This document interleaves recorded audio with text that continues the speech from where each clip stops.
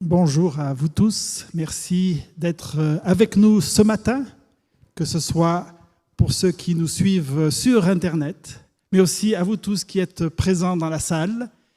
Et également merci aux techniciens d'avoir tout préparé pour ce moment. Nous regrettons ce qui s'est passé samedi dernier, ce qui était indépendamment de nous, mais j'espère que vous avez quand même pu profiter de ce moment d'école du sabbat d'une façon ou d'une autre. Et nous sommes heureux d'avoir ce sujet-là ce matin et je voudrais vous présenter nos invités. Je vais commencer par Daniela. Daniela est professeure de théologie, Ancien Testament. C'est un sujet que tu connais bien et que tu as particulièrement travaillé ces dernières semaines, puisque Daniela a fait sur place ici une présentation sur le sabbat le 8 mai, lors de la journée de la liberté religieuse par rapport au sabbat. Et puis en plus, la semaine passée, tu as fait une présentation, tu as participé à une école du sabbat préenregistrée sur cette leçon-là pour Espoir Média.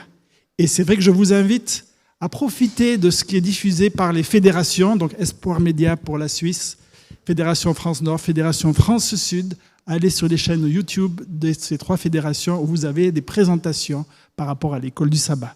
Il y a aussi des documents écrits, en particulier sur le site de l'Union franco-belge, les fiches à l'écoute de la Bible.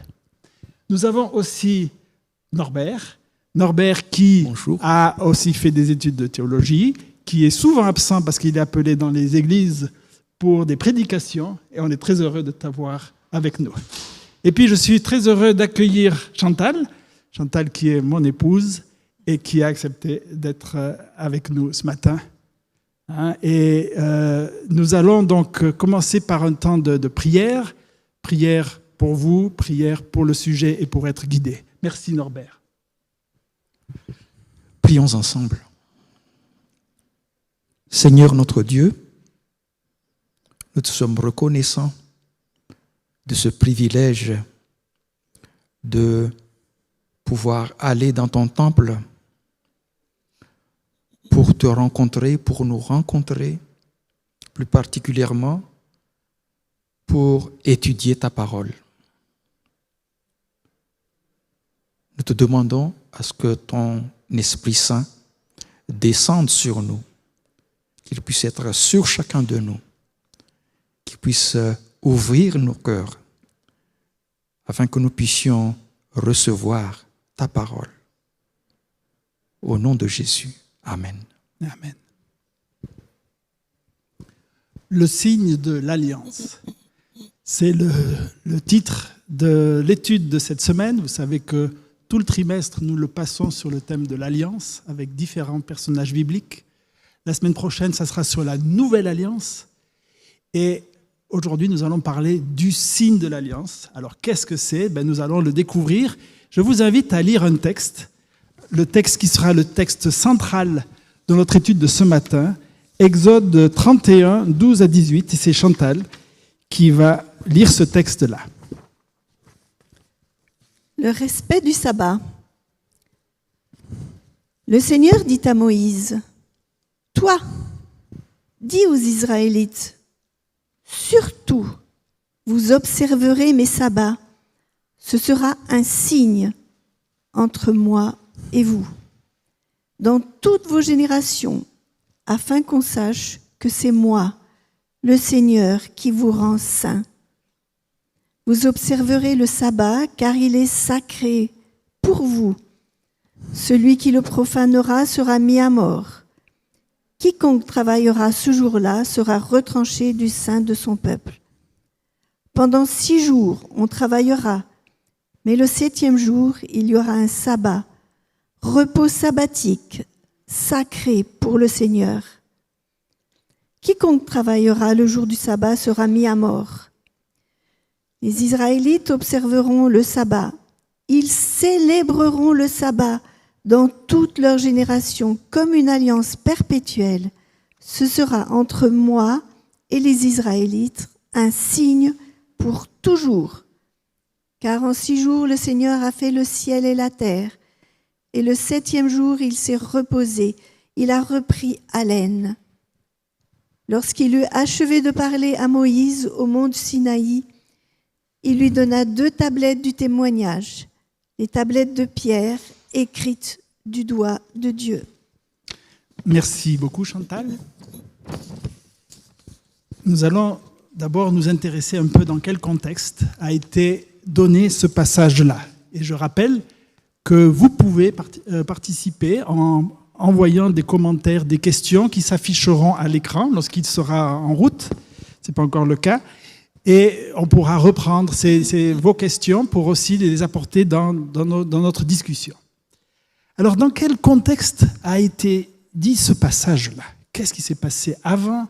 À qui? Dans quel état était le peuple? Qu'est-ce que vous voudriez dire par rapport à cela? Daniela. En fait, le livre d'Exode ou de l'Exode est divisé en 3 parties. Donc, il y a une première partie qui parle de la libération d'Israël d'Égypte. Un Dieu qui libère, qui appelle son fils d'Égypte. Après, deuxième partie, c'est l'alliance au cœur du livre. Et la troisième partie concerne le sanctuaire. Et c'est l'adoration. Donc, Dieu souhaite que nous l'adorions. Et ce passage-là se trouve dans cette troisième partie. Le sanctuaire est construit. Donc, ce projet d'adoration ou de restauration de cette adoration pour laquelle on a été créé est mis en place. Et dans ce contexte-là, le sabbat est donné. Dieu parle à Moïse, donc le sabbat en tant que don à son peuple. Ok, merci. Merci beaucoup. Chantal? Pour moi, je verrais plutôt comme un mariage. Le peuple d'Israël est sorti d'Égypte. Ils ont des petites expériences, mais au chapitre 24, c'est vraiment là l'alliance. Mm-hmm. Et il y a plein de gestes. Il y a Moïse, il lit le livre de l'alliance. Il y a les sacrifices. Donc le sang est jeté sur le peuple, sur l'autel. Tout ça, c'est symbolique. Et après, on construit la maison.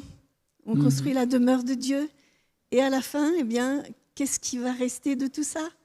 Il restera ce signe qui est le sabbat, qui vraiment rapporte à la création que Dieu a faite. Quoi. Ok, merci beaucoup. Et de dire avec d'autres mots aussi ces 3 parties finalement. Hein? La préparation au mariage, l'alliance et ensuite l'adoration ou la vie en commun.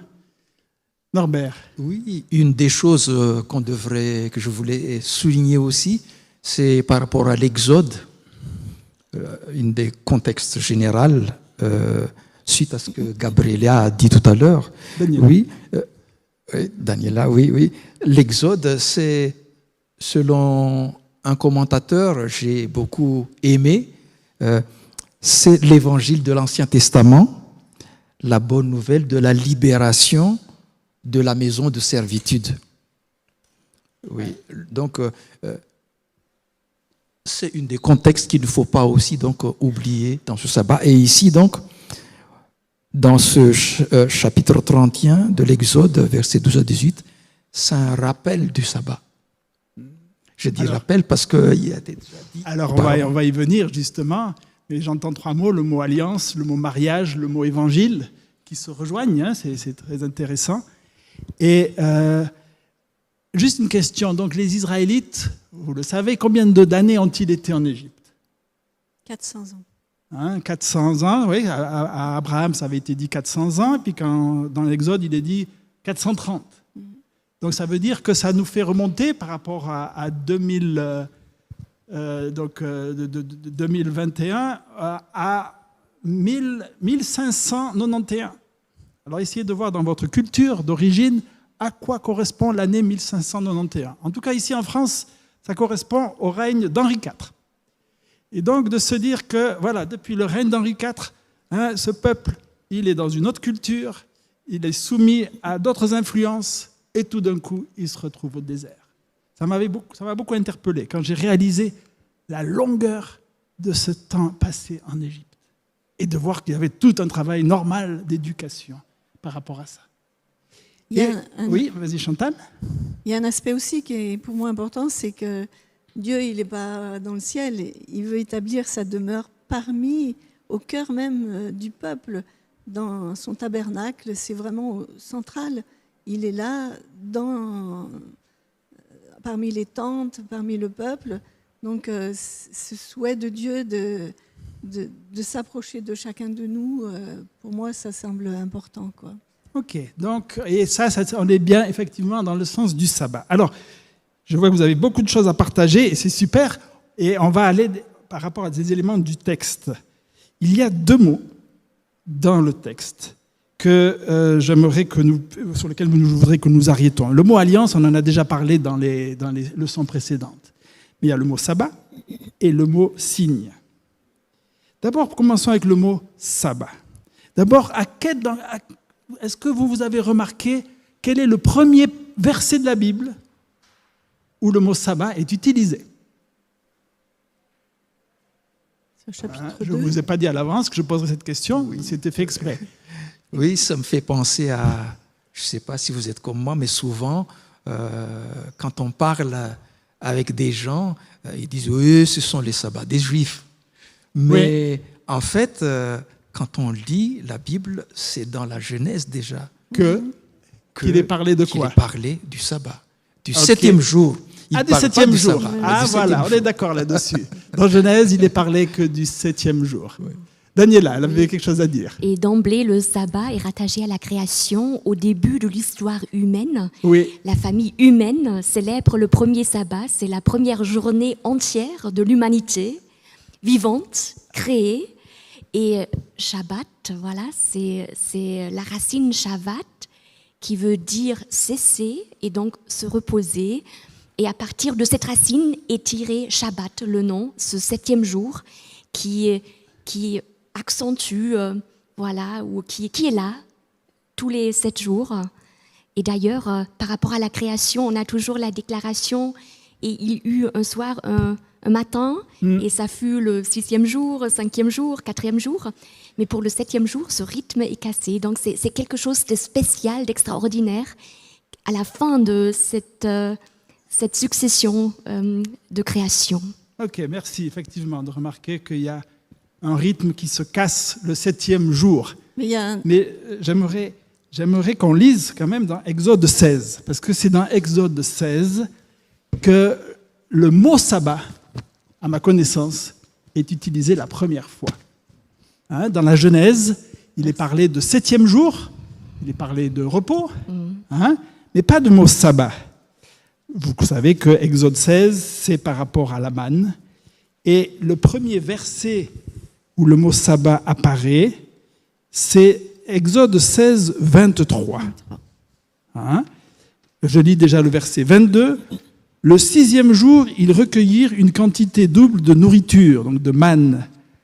Tous les chefs de la communauté vinrent leur apporter, et Moïse leur dit, « C'est ce que le Seigneur a déclaré. Demain est le jour férié, le saint sabbat de l'Éternel. » Ou alors, il y a d'autres versions qui disent « le repos de sabbat, le sabbat de l'Éternel. » Et puis, un autre mot aussi qui apparaît, c'est au verset 30, « Le peuple respecta le sabbat » ou « le peuple fit sabbat ».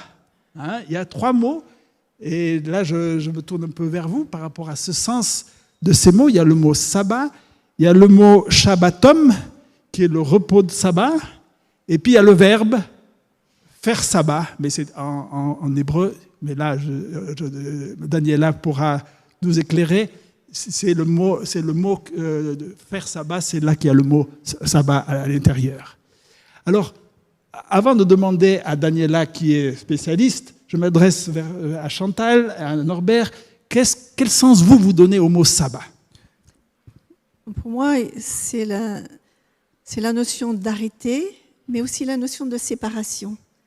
Parce que quand Dieu a créé le ciel et la terre, le premier jour, il a séparé, il a séparé la lumière de l'obscurité.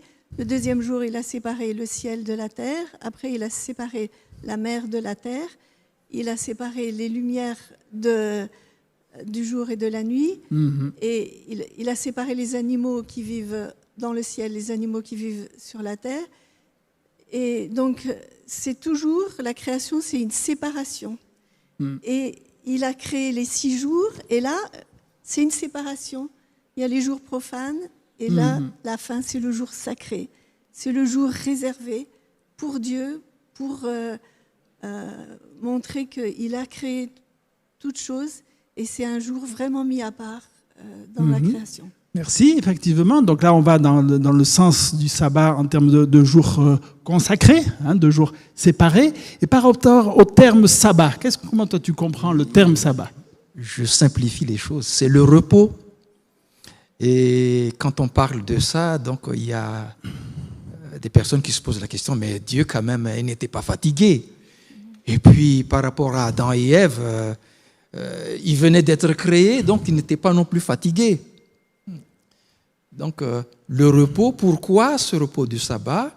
Il me semble que Dieu veut par là nous donner un exemple. Il se repose, lui qui a créé le ciel et la terre, et nous aussi, après nos labeurs, après nos travaux, nous avons besoin du temps pour nous reposer, comme Dieu aussi. Merci, on va revenir sur cette notion de repos. Pour toi qui connais bien l'hébreu, qu'est-ce que tu voudrais nous dire par rapport à ces nuances du terme sabbat? Oui, j'aimerais souligner cette idée de cesser, se reposer. Et on voit dans le livre de la Genèse, il y a le 7e jour, et on cesse pour célébrer le relationnel. On se repose pour célébrer le relationnel, parce que là, il y a Dieu qui a créé l'humanité à son image, et c'est un Dieu relationnel, donc nous sommes des êtres humains relationnel, et on célèbre ce côté.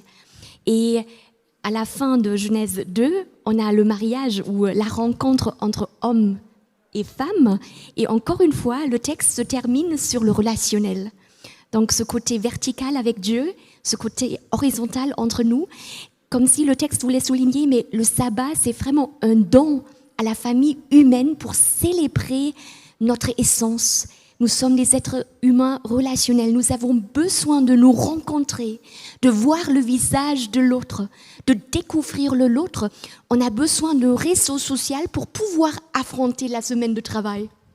On doit avoir un ancrage quelque part pour savoir qui on est et se sentir comme être humain. Et le sabbat, c'est cette pause, cette trêve donnée à l'humanité pour pouvoir se retrouver le visage de l'autre, pour pouvoir affronter la vie telle qu'elle est. Ok, merci. Donc on voit cette notion de séparation, séparation entre le temps de travail et le temps relationnel, et également donc cette notion de repos et Dieu qui se repose. Alors moi j'avais une question par rapport à ça. Dieu qui se repose, tu l'as dit, Dieu n'avait pas besoin de repos, et pourtant dans le commandement, le 4e commandement, il a dit Dieu s'est reposé. Et que ce soit dans la version la présentation dans Exode 20, dans la présentation dans Deutéronome 5, chaque fois c'est dit parce que Dieu s'est reposé. Alors pourquoi c'est présenté comme cela? Tu voulais dire quelque chose? Oui, moi il y a une notion aussi, c'est le souvenir. Souvent on oublie, et c'est important qu'on soit là, se souvenir que c'est Dieu qui a créé le ciel et la terre. Et ce jour-là, c'est un jour de souvenir, de commémoration, parce que actuellement, on oublie que c'est Dieu qui est le créateur. On invente plein de théories sur notre façon laquelle on est venu, on existe sur terre. Mais Dieu est là pour nous rappeler que le sabbat, c'est le souvenir de la création. Alors, on reviendra effectivement sur cette notion, effectivement, de se souvenir, et se souvenir que Dieu s'est reposé. Pourquoi? Oui, mais ça montre aussi comment Dieu est. Il est le Dieu créateur, il est le roi de tout l'univers, il prend du temps pour nous rencontrer. Nous sommes de la poussière, il nous a créés à partir de la poussière, et il prend le temps pour nous rencontrer d'une manière très très spéciale. Il s'intéresse à nous, à chacun individuellement pendant toute la semaine, c'est clair. Mais il s'arrête aussi pour prendre du temps pour nous. Et je pense même à l'heure actuelle, quelqu'un qui est très occupé ou qui a beaucoup de responsabilités, mais qui a la grandeur intérieure de s'arrêter pour nous, ça révèle quelque chose de sa personnalité, de sa manière d'être. Parce qu'aujourd'hui, on est très stressé. Et prendre du temps pour l'autre, être à l'écoute de l'autre, c'est pas forcément donné. Et là, ça montre, voilà ce Dieu, il se repose, il cesse, et il va à la rencontre de l'humanité. Voilà, il se révèle. Il se montre vulnérable même, hein, en rencontrant l'autre. Alors pensons un peu à nos voisins, à nos collègues. Comment présenter cette notion de sabbat, hein? À l'heure actuelle, dans notre société, on parle de sabbat, hein, mais pas par rapport au 7e jour de la semaine. On parle de, par exemple, un congé sabbatique.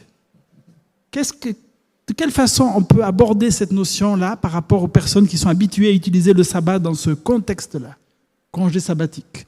Norbert. Oui, ça me fait penser tout d'abord à Dieu qui a dit aux enfants d'Israël de laisser reposer leur terre pendant 7 ans.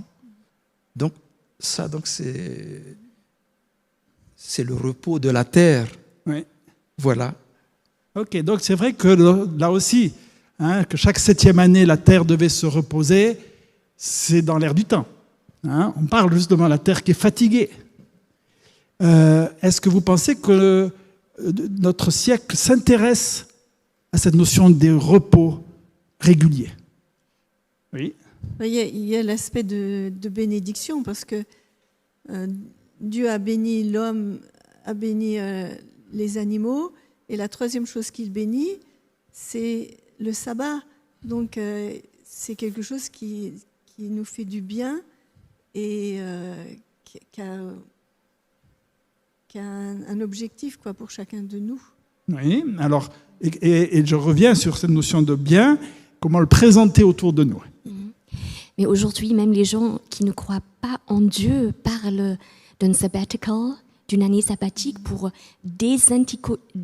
une désintoxication digitale, par exemple. On doit couper cette course frénétique. Et les gens en sont sensibles.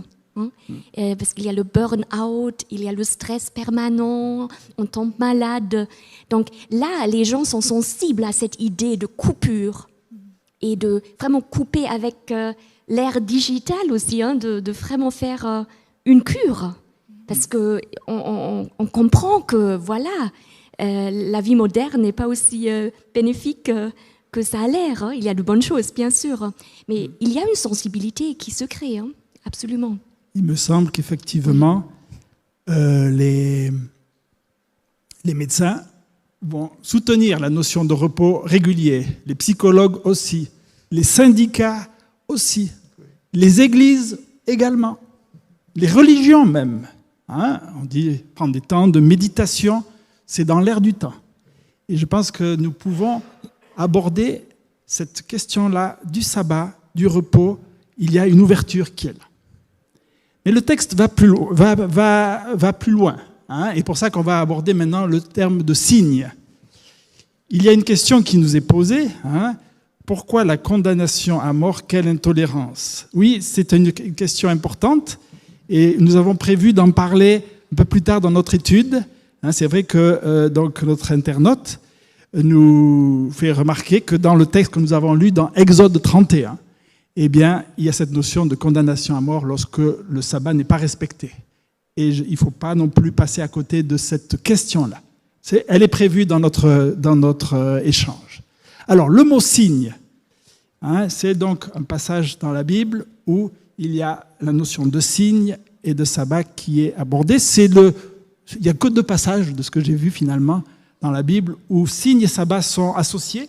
Ici, dans Exode 31, et puis, on pourrait dire un texte qui fait écho, qui est dans Ézéchiel, chapitre 20. Et c'est intéressant de voir que lorsque le peuple est loin, est déporté, en difficulté, eh bien, tout d'un coup, à Ézéchiel, on rappelle cette notion de sabbat et de signe. Alors, le mot signe, avant de me poser la question à Daniela, oui. Hein, je vous pose la question à vous deux.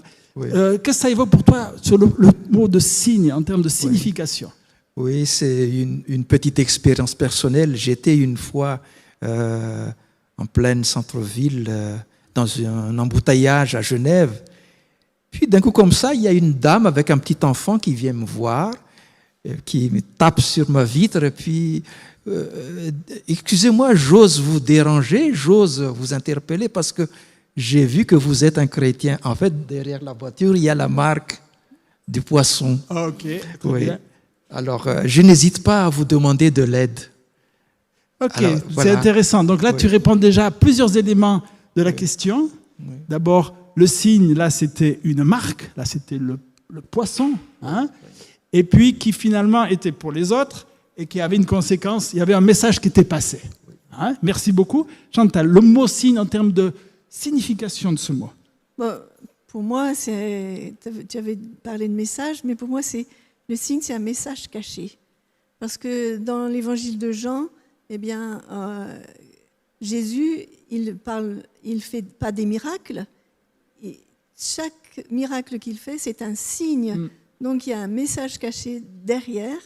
Et c'est pour montrer la gloire du Christ, la gloire de Dieu. Donc, pour moi, c'est ce côté-là. C'est un présage, c'est quelque chose qui est caché et que Dieu va nous dévoiler avec une signification. Quoi. Ok, donc c'est pour faire passer un message par ce moyen-là. En tant que bibliste et hébraïsante, qu'est-ce que tu dis sur ce mot? Voilà, en fait, tout d'abord, j'ai consulté un dictionnaire français pour savoir le signe dans notre langue française. En fait, il y a plusieurs connotations par rapport au signe. Un signe, c'est ce qui permet de connaître ou reconnaître, de deviner ou de prévoir quelque chose. Donc, la reconnaissance. Une marque distinctive faite sur quelque chose. Et là, peut-être on peut rejoindre le texte parce que le sabbat est aussi identitaire pour Israël. C'est quelque chose qui crée une identité commune ou un geste permettant de faire connaître une pensée, de manifester un désir aussi, ou une représentation matérielle d'une chose, ou aussi un phénomène extraordinaire, un miracle.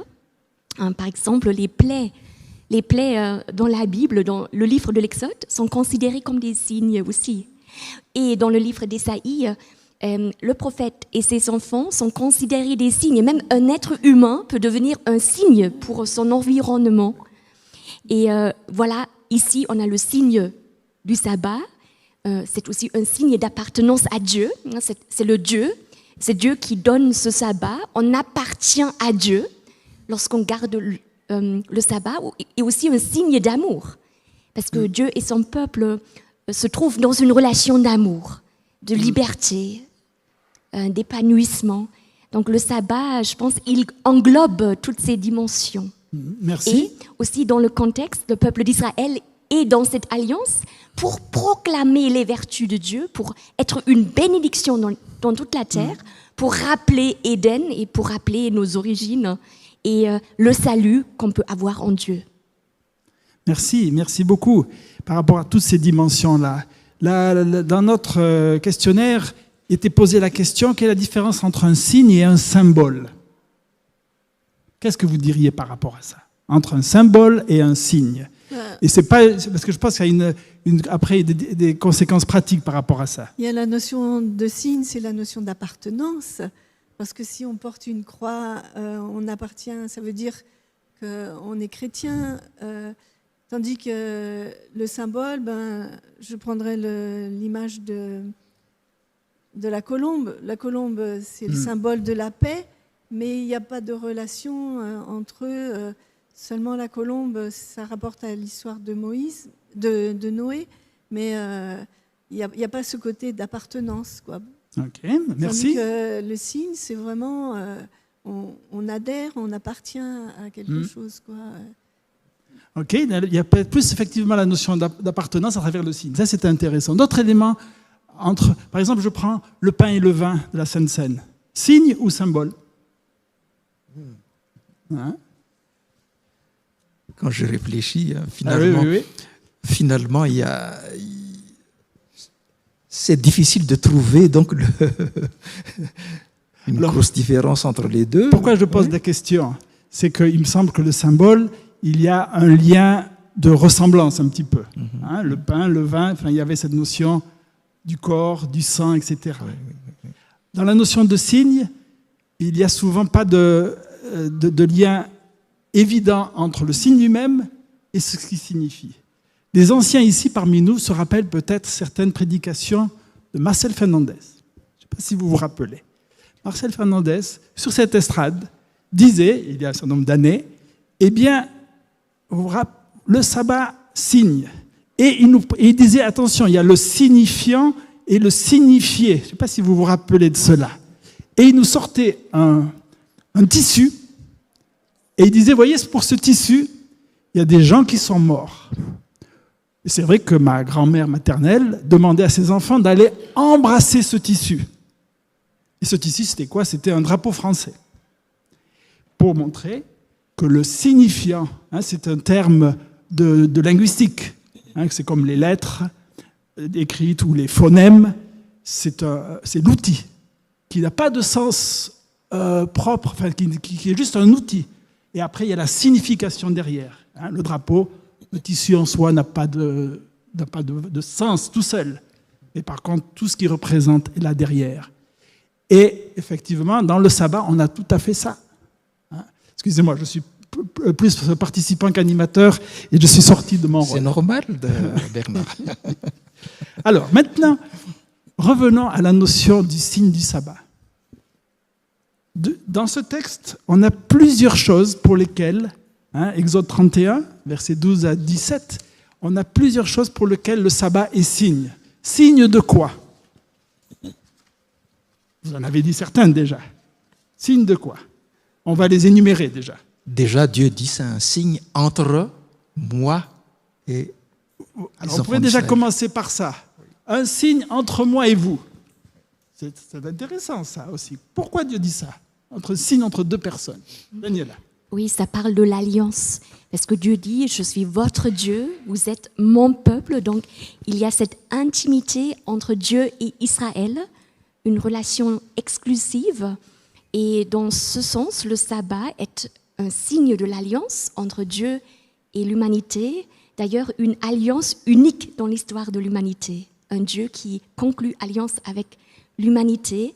Et le sabbat fait partie de cette alliance. Le sabbat se trouve au cœur de l'alliance, au cœur aussi de la charte des 10 paroles que Dieu donne à Israël au Sinaï. Donc il est vraiment clé, il est le cœur. Et voilà un des signes, le signe de l'alliance. Ok, c'est très bien.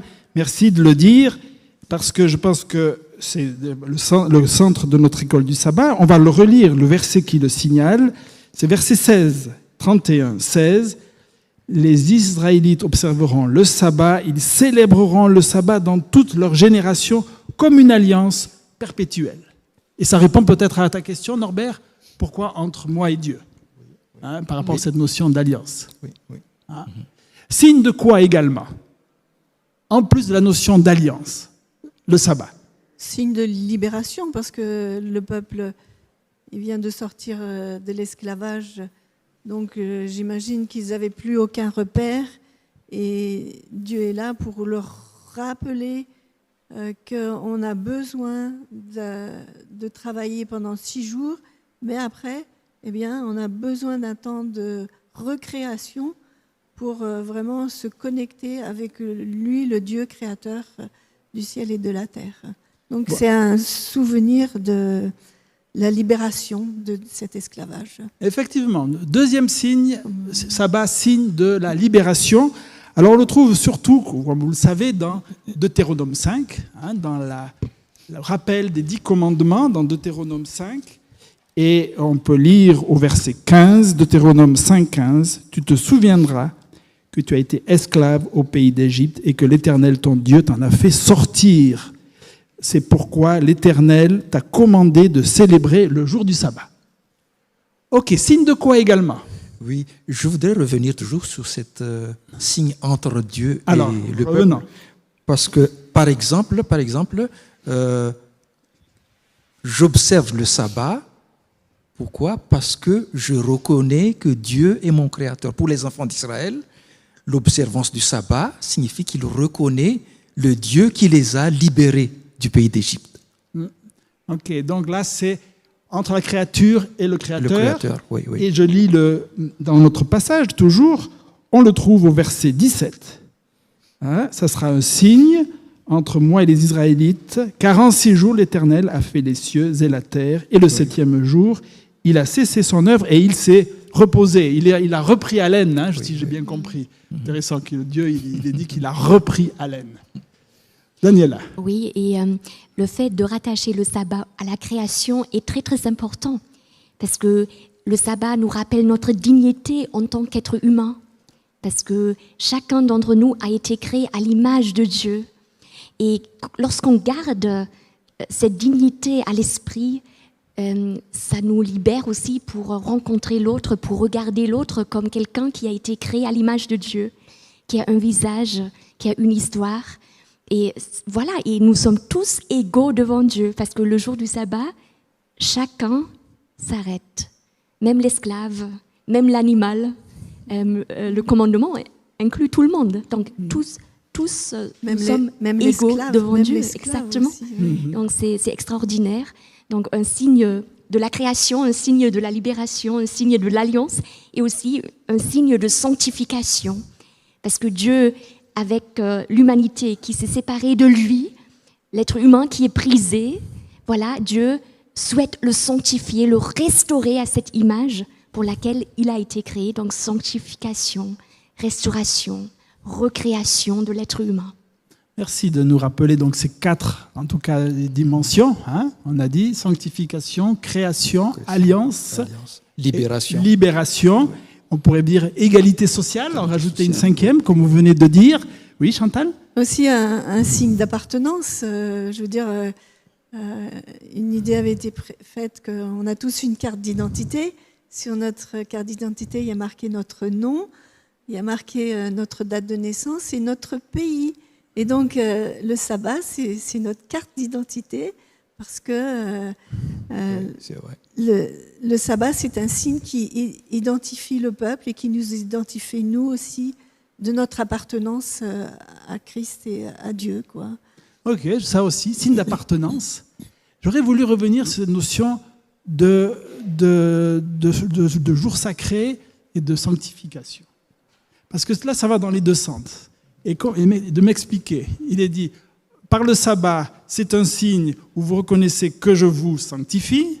Hein? Peut-être, Daniela, tu pourras nous rappeler ce que ça veut dire au niveau du terme utilisé. Et puis, ensuite, tu vas sanctifier le sabbat. Donc, l'homme va sanctifier le sabbat, et puis le sabbat va te sanctifier. Expliquez-moi, comment ça fonctionne? D'abord, ce mot « sanctifier », comment tu le traduirais autrement, hein, pour un internaute qui découvre ce terme-là? Oui, normalement, on peut dire que sanctifier, ça veut dire mettre à part aussi, mettre à part, parce que le sabbat est mis à part. Et aussi l'être humain, il est mis à part lorsqu'il appartient à Dieu, lorsqu'il entre dans la dynamique de l'alliance. Et ce côté être mis à part implique toute une vie, hein, tout un style de vie. Ça implique notre attitude, notre manière d'être. Et Dieu souhaite nous remodeler à son image pour qu'on puisse vraiment être cette bénédiction, pour qu'on puisse rappeler Éden et cette dignité. Et en fait, il nous invite à réapprendre l'amour et à réapprendre la liberté et de la vivre d'une manière intelligente, réfléchie. Et ça implique tout un projet avec Dieu qui est basé sur cette relation intime avec lui. Et c'est lui qui opère en nous. Si nous sommes prêts à nous offrir à lui, bien sûr, tout est basé sur la liberté. Mais c'est un beau projet. Et je pense que tout être humain est destiné à redevenir un petit jardin d'Éden. Et Israël est invité à redevenir un petit jardin d'Éden. Et d'ailleurs, la terre promise, elle est un souvenir d'Éden. Le vocabulaire utilisé par les auteurs bibliques renvoie à Éden. Donc Dieu souhaite, malgré le monde prisé, ambivalent, où le mal fait ses ravages, il veut créer une société ou un peuple qui rappelle Éden, pour que les autres peuples peuvent voir ce que Dieu peut faire en nous. Et dans ce sens, on est une bénédiction. On peut, voilà, C'est renouer avec Dieu. c'est cette notion de pureté que aussi le sanctifier, c'est aussi cet aspect de pureté. Donc cette idée du jardin d'Éden, c'est retourner aux sources, à la pureté, quoi. Merci pour cela. Alors, tout à l'heure, vous avez vu l'interpellation de notre internaute par rapport à cet aspect du texte. C'est vrai que dans la Bible, selon Bernard, où je pense beaucoup de croyants du XXIe siècle, on enlèverait ce passage-là. Je le relis. Je vous observerai le sabbat, verset 14, car il sera saint pour vous. Celui qui le profanera sera puni de mort. Toute personne qui fera quelque ouvrage ce jour-là sera retranchée du milieu de son peuple. On a de la peine à lire aujourd'hui ce passage-là. Et vous connaissez que, par exemple, dans Lévitique 15, oui, je crois que c'est, ou Nombre 15, ça s'est produit. Vous connaissez qu'il y a, verset 32, Il a ramassé du bois. eh bien, quelqu'un qui a été vu en train de ramasser du bois le sabbat. Et puis, il a été dit, il faut le mettre à mort. Alors, ça jette un froid parmi nous. C'est un peu moins facile à faire comprendre que la notion de repos, ça, je pense qu'on peut, la notion de savoir s'arrêter, etc. Ça, on a de la peine facile à partager autour de nous. Mais ça, comment on reçoit déjà ça, nous, Norbert? Oui, ça nous renvoie à ce que tu as dit tout au début. Le contexte, pendant combien d'années les enfants d'Israël, ils étaient esclaves, tout d'abord. Ok, donc pour toi, ça a du sens parce que ils ont été comme ça pendant 400 ans, loin, dans une autre culture, et il fallait des règles fortes. Oui. Daniela? Oui, et il faut aussi garder à l'esprit que nous vivons au XXIe siècle. On a une autre sensibilité, c'est pas le même contexte culturel. Il y a des millénaires qui nous séparent, donc on écrit différemment à l'époque. Aujourd'hui, on écrirait différemment, c'est clair. Et par exemple, à l'époque, quand on lit le code d'Hammurabi, c'est pas forcément tendre, c'est un document de l'époque, donc on a une littérature qui est différente Ça de la fait nôtre. peur. Il faut vraiment garder cela à l'esprit aussi. Et il faut aussi savoir en fait que c'est vrai, la mort ici, ça nous choque, c'est vrai. Mais après tout, c'est peut-être aussi une manière de dire à l'époque, voilà, il faut le prendre au sérieux parce qu'il fait partie de l'Alliance et là, vous êtes en train de construire votre identité en tant que peuple d'Israël et le sabbat fait partie de la charte des 10 paroles, donc il est vraiment important. Et si vous voulez construire le sanctuaire, une image de l'adoration, du salut, de ce que peut devenir un être humain, un petit sanctuaire où Dieu habite, donc merci de garder ce sabbat pour vous rappeler la dignité, etc. Donc, c'est difficile pour nous, je l'avoue, et je lutte avec ces textes. Je n'ai pas le dernier mot, pas du tout. Mais gardons à l'esprit ce décalage entre notre culture, notre manière d'écrire, et la culture de l'époque et leur manière d'écrire. Donc j'en retiens deux, la notion de la culture et la référence au code d'Hammurabi, qui fait peur, comme tu as dit. Oui. Et puis aussi le fait que c'était quand même pour montrer que l'observation du sabbat, c'est quelque chose de sérieux.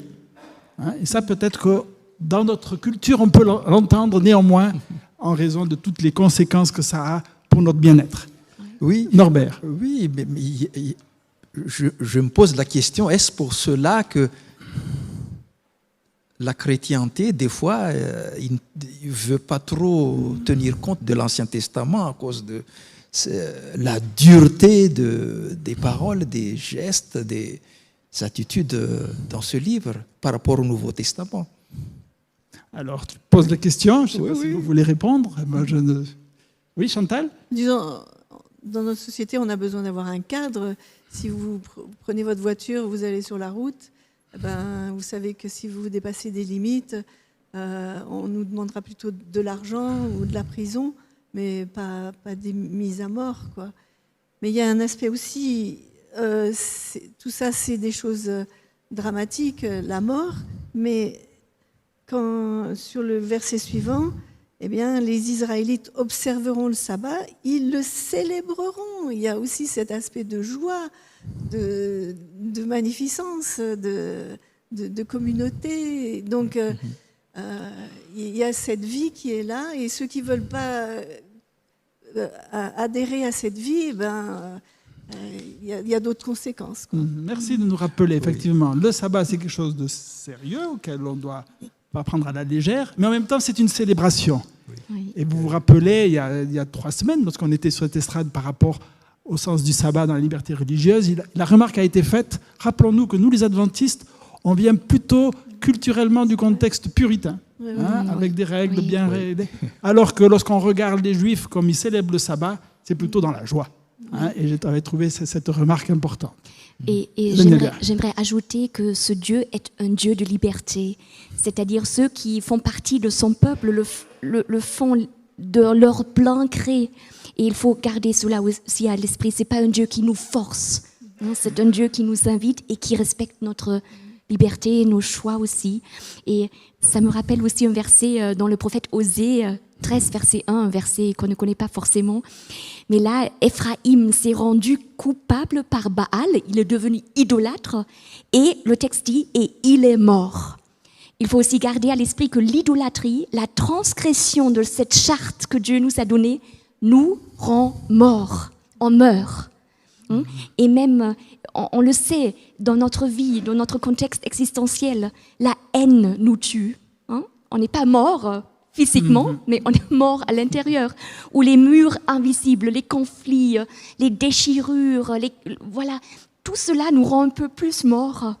Et Dieu veut éviter cette mort et nous dire non, redevenez des êtres humains qui vivent l'amour, qui célèbrent ce jour pour se rappeler leur destinée que Dieu leur a donnée.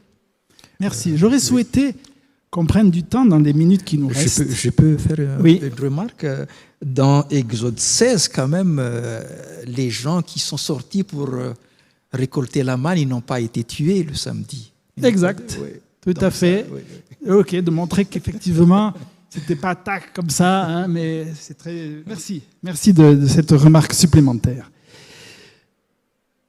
En termes d'application pour nous aujourd'hui, je m'adresse à vous qui êtes dans la salle et à ceux qui nous écoutaient aussi. Comment nos voisins, comment nos collègues, nos enfants comprennent notre façon de vivre le sabbat? Je vous le repose. Comment pensez-vous que nos voisins, nos collègues, nos enfants comprennent, reçoivent notre façon de vivre le sabbat? Et quels aspects souhaiteriez-vous transmettre? Quels aspects souhaiteriez-vous ne pas transmettre? Vaste question. Norbert, tu commences. Une expérience que j'ai vécue aussi. Dans la rue, quelqu'un m'interpelle comme ça. Mais vous allez à l'église? Oui, monsieur. Ah, vous êtes adventiste alors. Voilà, cette expérience-là. Donc, pour toi, ça dit, ok, j'ai pu donner une marque identitaire. Oui. Voilà, oui. D'autre façon, comment vous pensez, vous, que les gens perçoivent votre façon de vivre le sabbat? Et qu'aimeriez-vous transmettre à travers cela? J'aimerais communiquer le sabbat d'une manière très, très positive. Pas comme fardeau. Parce que quelquefois, comme tu as dit, on est plutôt dans ce milieu puritain, on est très strict, on garde le sabbat, les Juifs célèbrent le sabbat, donc cette différence entre célébration et garder. Donc, un but dans ma vie, c'est vraiment communiquer ce sabbat d'une manière très, très positive, comme une belle rencontre, comme une possibilité, comme une joie. Et voilà, c'est un souhait que je formule pour moi. Super, merci. Chantal, tu voudrais dire quelque chose? Non, pas particulièrement. Moi, je poserais aussi la question dans notre compréhension prophétique. On parle justement de l'importance de l'observation du sabbat pour les temps de la fin. Et comment associer cette compréhension-là de se dire on veut respecter le vrai jour de repos et d'une façon positive, pas doctrinale, pas en se disant ah voilà. Est-ce qu'on peut dire que, comme tu as dit, un jour de rencontre, cette rencontre peut se faire spécialement en observant le vrai jour de repos. Vous avez remarqué que le sabbat, il y a un jour avant qui a été pris par certains croyants, il y a un jour après qui a été pris par certains croyants. Et puis au milieu, il y en a un autre. Enfin, il y a le sabbat, le 7e jour. Et de se dire, ok, Dieu a béni un jour, il propose une rencontre positive pour ce jour-là. Est-ce que l'un d'entre vous accepterait de prier avec aussi donc, les personnes présentes et qui nous écoutent pour qu'on sache se remettre en question, offrir à Dieu comment apporter cette rencontre positive? Quelqu'un accepterait? Tu veux bien, Chantal? Notre Père qui est dans les cieux, nous voulons te remercier pour ces moments de partage, de discussion que nous avons entre nous et d'élévation, que nous nous sentons plus proches de toi, de ta parole, de ce que tu veux faire pour chacun de nous. Merci parce que le sabbat est un moment de libération, de souvenir, de mémoire. C'est un contrat d'alliance aussi que tu veux faire avec nous pour notre bien et pour le bien de l'humanité, des personnes qui sont autour de nous. Et Seigneur, que le sabbat soit vraiment pour chacun de nous un aspect positif de célébration, de joie et de partage. Amen. Amen. En conclusion, j'aurais voulu vous proposer de relire un texte qui a été lu ce matin lorsque nous avions notre temps de prière avec les techniciens. Et Sharon a proposé un passage que je trouve va bien en termes de conclusion. C'est dans Ésaïe 56. Ésaïe 56. Il parlait du sabbat et de l'ouverture à travers le sabbat. Je lis au verset 6, Ésaïe 56, 6. Les étrangers qui s'attacheront à l'Éternel, pour le servir, pour aimer le nom de l'Éternel, tous ceux qui garderont le sabbat pour ne pas le profaner et qui demeureront fermes dans mon alliance, je les amènerai sur ma montagne sainte et je les réjouirai dans ma maison de prière, car ma maison de prière sera appelée une maison de prière pour tous les peuples. On voit bien dans ce passage cette ouverture à travers le sabbat pour les étrangers, pour tous les peuples et pour une rencontre. Et je nous invite à vivre jour après jour cette rencontre-là.